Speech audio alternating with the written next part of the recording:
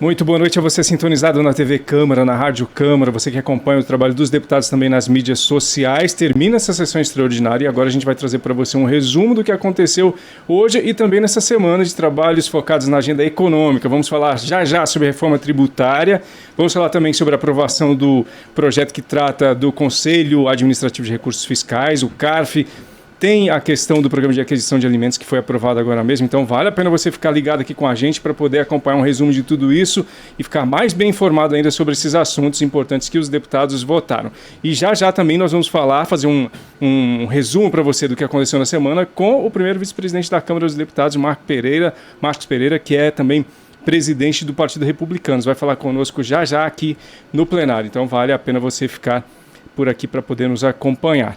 Lembro que foi aprovado agora mesmo, o último projeto foi o Programa de Aquisição de Alimentos, foi criado em 2003, aí depois mudou em 2021, foi substituído pelo Programa Alimenta Brasil e agora retomado como, de novo, o Programa de Aquisição de Alimentos. Mas daqui a pouquinho a gente vai falar para você sobre ele. Vamos falar também da reforma tributária relembrando e agora a gente tem a oportunidade de falar com o primeiro vice-presidente da Câmara, o deputado Marcos Pereira, que é do Republicanos do Estado de São Paulo. Deputado Marcos Pereira, muito boa noite ao senhor e desde já obrigado pela gentileza de falar com a gente. Uma semana com uma agenda focada na questão econômica, muitos trabalhos e agora com muitos frutos para serem colhidos, né? Muito boa noite ao senhor. Boa noite a todos os telespectadores da TV Câmara. Realmente uma semana extremamente produtiva. Eu penso que nós conseguimos avançar bem nesta semana, principalmente com aquela que eu diria que foi a propositura mais importante deste ano e seguramente das últimas décadas, que é a reforma tributária. Eu fui ministro de Indústria e Comércio Exterior do nosso país e desde então, desde 2016 até 2018, quando fui ministro, e depois desde 2019 para cá como deputado federal, eu tenho defendido veementemente a reforma tributária, porque, digo eu e entendo eu, é a mãe de todas as reformas, é a mais importante de todas. Deputado Marcos Pereira, aproveitando essa oportunidade que o senhor menciona, essa experiência também como ministro e o debate de longo tempo, o que é que gerou de diferente nesse momento? Que clima foi esse que possibilitou a votação dessa reforma nesse ano, com essa legislatura? Primeiramente, a liderança do presidente Arthur Lira, a liderança dos partidos que estão preocupados e empenhados em fazer com que haja um desenvolvimento econômico e social no nosso país.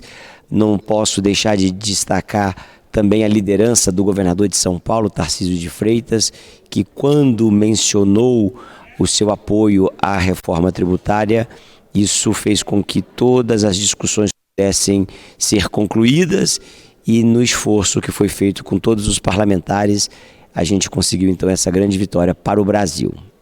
Deputado Marcos Pereira, e de agora para frente, qual a expectativa do senhor, que é líder de um partido muito importante no país e que votou majoritariamente pela reforma tributária? Como é que o senhor espera que isso seja tratado no Senado? O senhor acredita que o texto que a Câmara aprovou deve ser mesmo o eixo que o Senado deve conduzir ou as mudanças serão inevitáveis? Eu acredito que o Senado, obviamente, como a casa revisora desta matéria, deverá se debruçar, as senhoras e os senhores senadores, sobre o tema, sobre o texto. O eixo central, eu penso que será mantido. Eventualmente é direito e é prerrogativa do Senado fazer eventuais mudanças, mas o cerne da reforma tributária eu acredito que será mantido pelo Senado. Conversava agora há pouco com o senador que nos visitava aqui no plenário da Câmara, enquanto eu conduzia a sessão que acabou de se encerrar, e ele me dizia que a expectativa lá no Senado é ainda neste ano, no próximo semestre, então, que ela seja aprovada e promulgada ainda neste ano. Eu estou muito empenhado, muito otimista também, porque essa reforma vai simplificar o sistema tributário no Brasil, que é um dos piores do mundo. Mais de 130 países têm o sistema de tributação no consumo. E o Brasil agora então entra para esse seleto grupo de países que já fazem uma simplificação no seu sistema de arrecadação de tributos. Deputado Marcos Pereira, a gente agradece muito a gentileza do senhor por falar conosco no final da sessão e até uma próxima oportunidade. Boa noite e parabéns pelo trabalho. Obrigado, boa noite e bom trabalho para vocês. Certo. Você que está com a gente pela Rádio Câmara, daqui a pouquinho vamos transmitir a Voz do Brasil. E agora a gente aproveita a oportunidade que estávamos falando com o deputado Marcos Pereira sobre a questão da reforma tributária e vamos conversar com o nosso colega aqui da TV Câmara, comentarista da área de economia, Fernando Gomes, que está conosco aqui no estúdio. Fernando, seja bem-vindo, é sempre um prazer poder falar com você, dessa vez aqui na cabine do plenário, para a gente comentar essa reforma tributária, um sistema de impostos no Brasil, de tributos no Brasil que é bastante debatido há muito tempo e é uma experiência que vem lá dos anos 60, teve alguma modificação em 88 com a Constituinte. E agora, já começando essa conversa com você, como é que você avalia essa aprovação agora? A gente vai ter mais oportunidades no país? É um tema complexo? Está se criando condições para que a gente tenha desenvolvimento econômico com mais qualidade, mais sustentável? Boa noite, Carlos. Boa noite a todo mundo que nos acompanha. Pois é uma reforma importante que foi feita, né? O Brasil é um país que tem um sistema tributário, talvez o sistema tributário mais complexo, burocrático do mundo, tem um sistema tributário injusto, a gente cobra mais de quem ganha menos e cobra menos de quem ganha mais, e acho que essa reforma é o primeiro passo, né? Ela unifica 5 tributos, unifica IPI, ICMS, ISS, PIS e COFINS em 2 tributos que vão ser duais, um administrado aí por estados e municípios e o outro administrado pela União, e é um passo importante no sentido de simplificar, de tornar o nosso sistema tributário mais simples, e vão haver grandes ganhos certamente aí para os nossos agentes econômicos, para a população mais pobre através do cashback. Eu avalio como uma reforma, o primeiro passo de uma reforma importante no que diz respeito à simplificação e desburocratização do nosso sistema. Bom, ela foi debatida por muito tempo e agora criou-se esse clima, inclusive o deputado Marcos Pereira falando com a gente sobre isso, nessa possibilidade de se concluir essa votação. Na sua opinião, quais são os principais ganhos dessa reforma tributária? Porque a gente tem, como você disse, um sistema que atualmente ele é muito complexo. Talvez o principal ganho seria essa simplificação do sistema tributário do país? Eu acho que sim, né? À medida que você tinha 5 tributos e você vai passar a ter apenas 2, há um ganho enorme aí de eliminação de legislação. As empresas vão poder gastar mais tempo com a sua atividade fim do que com o cumprimento aí de obrigações acessórias tributárias. Há também um ganho em relação a você mudar aí a cobrança do destino para o consumo, que elimina a guerra fiscal, que é predatória entre os estados, porque obriga as empresas a se planejarem mais em função da questão tributária e não do sistema econômico de uma forma geral. Há também um ganho em relação à expectativa de você tirar a cumulatividade dos impostos, ou seja, os impostos em cascata que são cobrados principalmente na indústria, onde você tem cadeias de produção mais longa, e você vai passar a não ter essa cumulatividade. As empresas vão poder se compensar nesses impostos. Então tem muitos ganhos aí que podem se vislumbrar ao longo do tempo aí na reforma. Certo. Você que está nos acompanhando pela TV, pela rádio, também pelo YouTube, a gente está trazendo um resumo da semana de votações, e a reforma tributária foi certamente o tema mais que centralizou as atenções, e a gente está conversando com o comentarista de economia aqui da TV Câmara, o Fernando Gomes. Fernando, eu vou só tentar puxar o seu microfone um pouquinho para cá, para quem está no YouTube poder ver melhor o seu rosto aí, viu? Obrigado. Vamos ver se a gente consegue organizar melhor o microfone para lá. Ok. Isso, vamos tentar vamos tentar deixar um pouquinho mais assim. Eu acho que agora a gente consegue ver isso, a gente consegue ver melhor o Fernando. Você que está nos acompanhando pela TV e também no YouTube consegue acompanhar mais e compreender até a expressão do Fernando, que está falando sobre esse tema complexo que é a reforma tributária.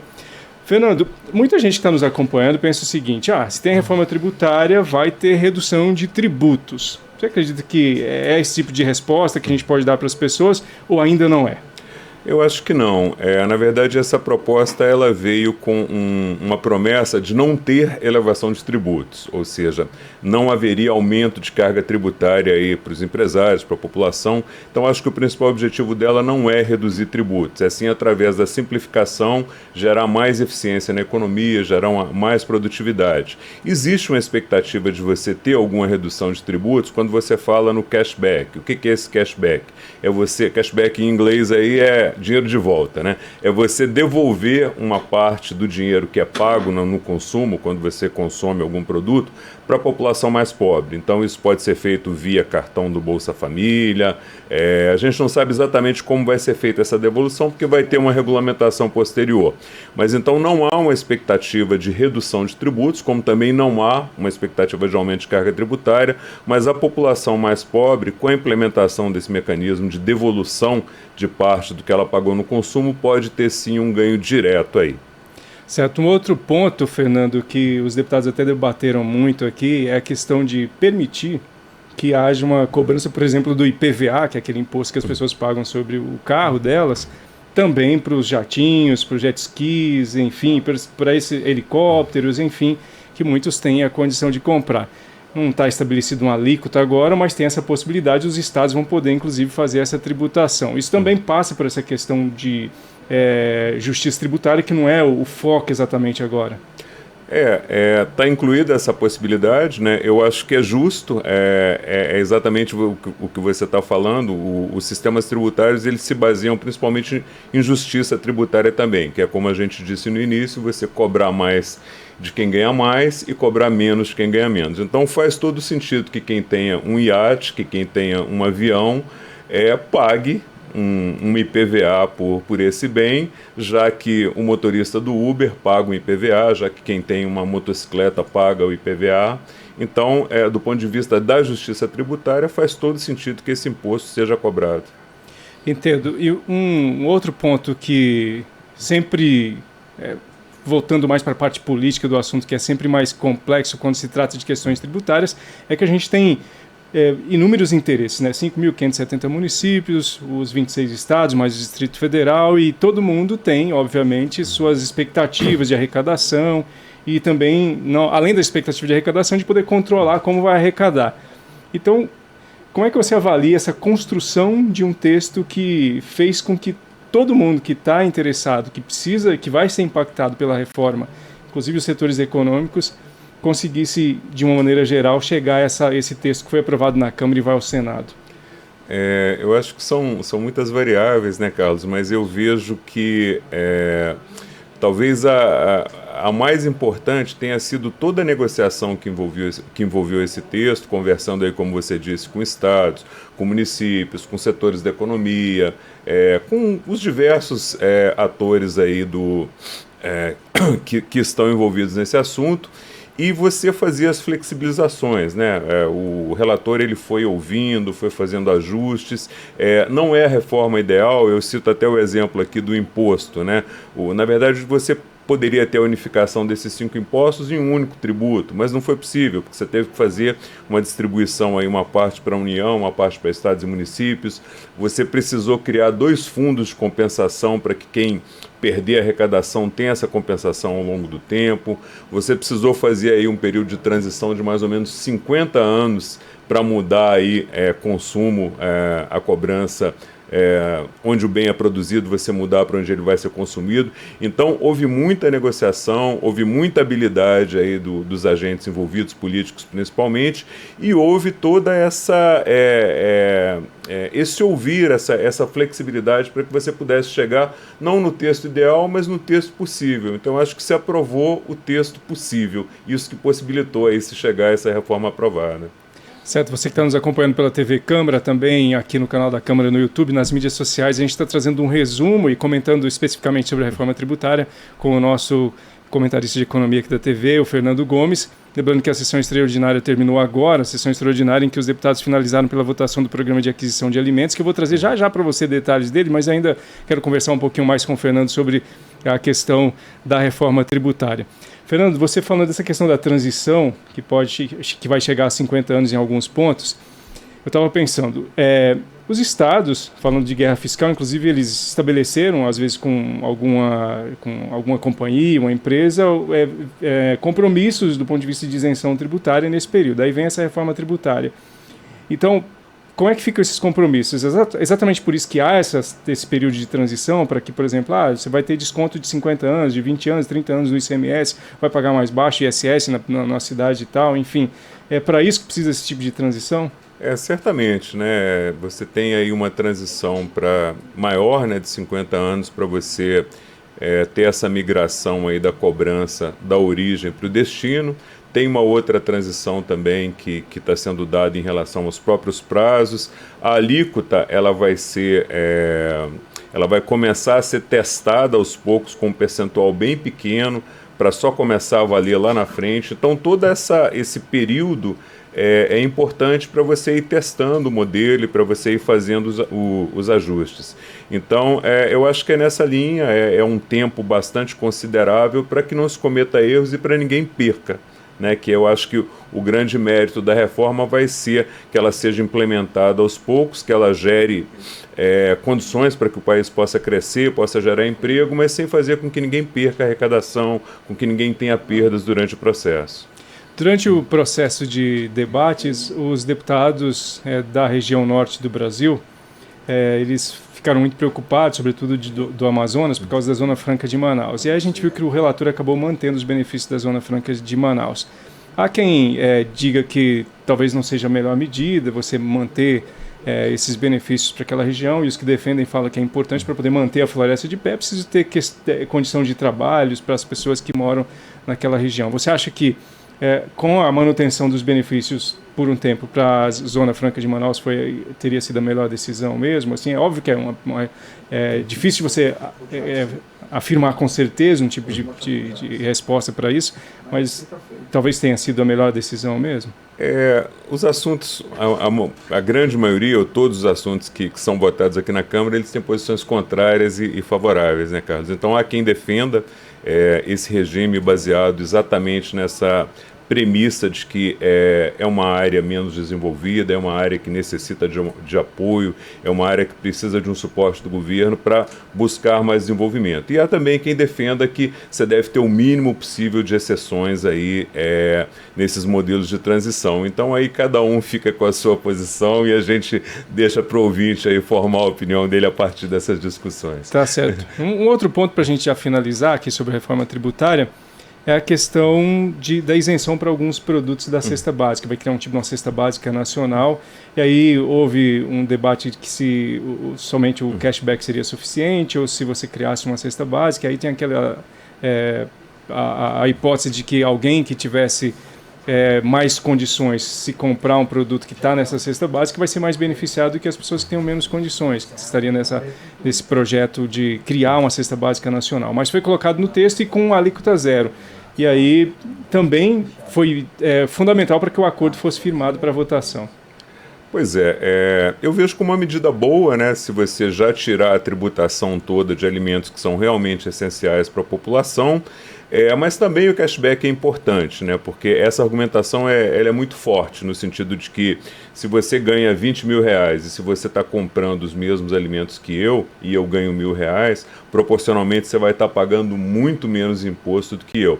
Então acho que o cashback, nesse sentido da justiça tributária, ele é bem mais efetivo. Mas por outro lado também você desonerar tanto a cesta básica, como medicamentos, como coisas mais ligadas à saúde, são importantes, são medidas assim que não chegam a atrapalhar, e os dois modelos vão conviver ao longo do tempo e você pode ir calibrando um ou outro, né? Acho que o importante desse modelo, como a gente comentou antes, é exatamente esse tempo de transição grande para que você possa ir fazendo os ajustes e quando o modelo for efetivamente implementado, que ele possa ter o sucesso que toda a população brasileira espera. Tá certo, Fernando. Muito obrigado pela gentileza de estar conosco aqui. Existe alguma outra coisa que você gostaria de poder falar com os nossos telespectadores e ouvintes que ainda eu não perguntei, que a gente não tenha comentado sobre a reforma tributária e que é preciso a gente deixar ressaltado aqui para quem está nos acompanhando? Não, só para finalizar, um ponto importante, né, que a gente falou é que a espinha dorsal dessa reforma é a unificação de 5 tributos, é a simplificação, né? E o Brasil, ele é o país mais complexo, mais burocrático do mundo. Tem um estudo do Banco Mundial que mostra que a gente gasta 2.600 horas por ano, em média, com as empresas cumprindo obrigações tributárias. O segundo colocado, acho que é a Bolívia, aí, com 1.300 horas, e se você pegar países da OCDE, eles gastam aí 8 vezes menos do que a gente. Então, essa medida certamente vai eliminar muita legislação, vai gerar uma desburocratização grande, acho que vai ajudar muito o país no sentido de deixar as empresas tocarem o negócio delas mesmo e perderem um pouco menos de tempo com obrigações tributárias, e a gente torce aqui para que dê certo, para que se gere muitos empregos e para que o país avance. Isso, Fernando Gomes, comentarista de economia da TV Câmara, conversando conosco sobre a reforma tributária, que agora vai ao Senado. O Senado vai votar em 2 turnos e lá precisa também de 3/5, então, nesse caso, 49 votos no primeiro e no segundo turno para que seja aprovada. Se houver modificação ao texto que os deputados fizeram e que está agora para apreciação do Senado, aí volta aqui para a Câmara para que haja a finalização. O texto precisa ser comum entre as duas casas, né, Fernando, para que possa virar, portanto, uma emenda à Constituição brasileira. Agora é uma proposta, mas depois de promulgada vai virar, então, portanto, uma emenda à nossa Constituição. Perfeito. Se você que está nos acompanhando, deixa eu só dizer aqui que a gente teve no final dessa sessão extraordinária de hoje, nessa sexta-feira, a votação do projeto de lei 2920 de 2023, que recria o programa de aquisição de alimentos.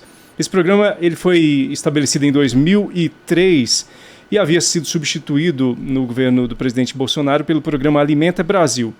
Aí o governo anunciou essa nova versão do PAA e disse que vai ampliar a cota individual anual que os agricultores familiares e suas associações podem comercializar para o programa, que vai passar de 12 mil para 15 mil reais. Isso vai ser feito a partir de um regulamento próprio. E a União vai custear os custos, ou vai assumir, melhor dizendo, né, os custos tributários dessa aquisição. ICMS, contribuição ao INSS, melhor dizendo, e também contribuição do produtor rural ao Serviço Nacional de Aprendizagem Rural, SENAR. Para ter acesso ao PAA, haverá algumas prioridades, e nesse caso os agricultores familiares incluídos no Cadastro Único para Programas Sociais do Governo Federal, o CAD Único, e os agricultores familiares pertencentes aos segmentos povos indígenas, comunidades quilombolas e tradicionais, assentados da reforma agrária, negros, mulheres e juventude rural. E também vai ter facilidades para os povos indígenas e comunidades tradicionais se tornarem fornecedores do PAA. Essa medida também vai depender de regulamentação e o PAA também vai fazer contratações para a CONAB, né, que é a Companhia Nacional de Abastecimento, que faz aquela reserva de alimentos que é para ser utilizado no momento em que há escassez, por exemplo, no período de sazonalidade da produção. Então é isso. Mais cedo também foi aprovado aqui pelos deputados o projeto de lei 2384 de 2003, que também tem uma questão econômica, né, que está intimamente ligada à questão econômica, que é aquele que dá ao representante da Fazenda Nacional voto de desempate, Fernando, no Conselho Administrativo de Recursos Fiscais, o CARF, que é a última instância de julgamento de questões tributárias na administração federal. Aproveitando que você está por aqui ainda, uma questão que os deputados debateram aqui, Fernando, sobre o CARF é que talvez fosse algo que ajudasse o governo a arrecadar mais, mas tem um outro tipo de argumento em relação a isso, né? Basicamente, Carlos, o que está se fazendo é o seguinte: você tem um conselho, né, que é, como você disse, a última instância de julgamento das ações que envolvem a Receita Federal, e como você tem o mesmo número de representantes, tanto do governo como dos contribuintes, quando empatava você não tinha uma decisão, né? Aliás, a última decisão é que caberia aos contribuintes, o direito, né, se houvesse empate. Agora você está mudando, em caso de empate, para que a decisão seja favorável ao governo. Há uma expectativa de que o governo poderia arrecadar um valor aí próximo de 50 bilhões, mas, por outro lado, o governo argumenta que não é uma medida no sentido de arrecadar, é uma medida para dar mais transparência ao sistema, e, ao mesmo tempo em que há a possibilidade de se arrecadar esses recursos, o governo está abrindo mão de multa e de juros. Então, é uma contrapartida, é um benefício para o contribuinte que, ao perder esse recurso, ele vai pagar o principal da dívida, mas ele vai deixar de pagar os juros e multa da dívida. Tá certo. E por falar nisso, daqui a pouquinho também a gente vai trazer para você que está nos acompanhando aqui a TV Câmara uma entrevista com o relator desse projeto do CARF, deputado Beto Pereira, e também tem uma fala do líder do governo, o deputado José Guimarães, do PT do estado do Ceará, que a gente vai trazer daqui a pouquinho a íntegra da entrevista para você que está nos acompanhando aqui pela TV Câmara.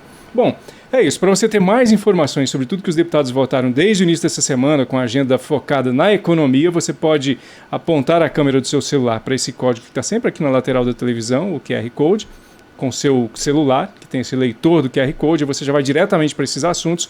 Você pode ir no site www.câmara.leg.br também e fazer aquela navegação pelos projetos que estão disponíveis para você se aprofundar em cada um, e também pelas reportagens que são produzidas pelo pessoal da Rádio Câmara, da TV Câmara, da Agência Câmara. Tem muito material também no canal da Câmara no YouTube, para você ficar sempre muito bem informado sobre tudo isso que os deputados votam e que tem implicação direta sobre a sua vida.